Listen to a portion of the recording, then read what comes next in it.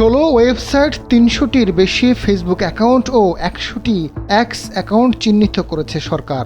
সংবাদপত্র ও টেলিভিশনের আদলে পরিচালিত এসব ওয়েবসাইট ও ফেসবুক অ্যাকাউন্টগুলোর বিরুদ্ধে শীঘ্রই অ্যাকশন নেওয়ার সিদ্ধান্ত নেওয়া হয়েছে।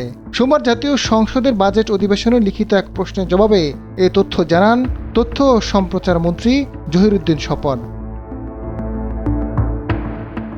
তথ্যমন্ত্রী জানান, সংবাদপত্র ও টেলিভিশন অনুকরণ করে প্রোপাগান্ডা ও অপতথ্য প্রচার করে থাকে এমন 16টি ওয়েবসাইট চিহ্নিত করেছে বাংলা ফ্যাক্ট।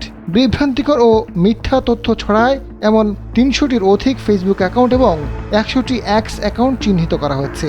বর্তমানে বাংলা ফ্যাক্ট প্রতিদিন গড়ে 3 থেকে 5টি দাবির সত্যতা যাচাই করে রিপোর্ট, রিল ও ভিডিও প্রকাশ করছে।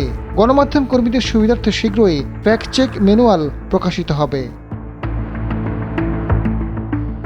তথ্যমন্ত্রী জানান, গুজব ও অপতথ্য মোকাবিলায় ফ্যাক্ট চেকিং, সাংবাদিকতায় কৃত্রিম বুদ্ধিমত্তা বা এআই ব্যবহারের দক্ষতা এবং তথ্য যাচাই সংক্রান্ত বিভিন্ন বিষয়ে প্রশিক্ষণ দেওয়া হয়েছে।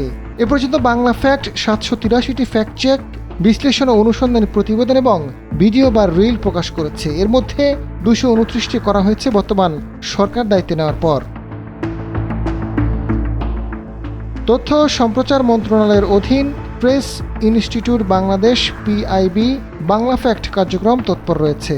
পিআইবি 2024 সালের অক্টোবর থেকে জুন মাস পর্যন্ত 64টি জেলায় মোট 123টি প্রশিক্ষণ কর্মশালায় 5,977 জন সাংবাদিককে প্রশিক্ষণ দিয়েছে। এর মধ্যে বর্তমান সরকার দায়িত্ব নেওয়ার পর 10টি প্রশিক্ষণে মোট 365 জনকে প্রশিক্ষণ দেওয়া হয়েছে।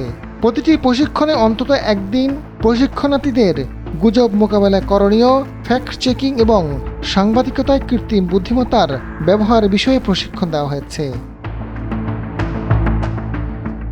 আজাদ ফারুক, সময়ের আলো।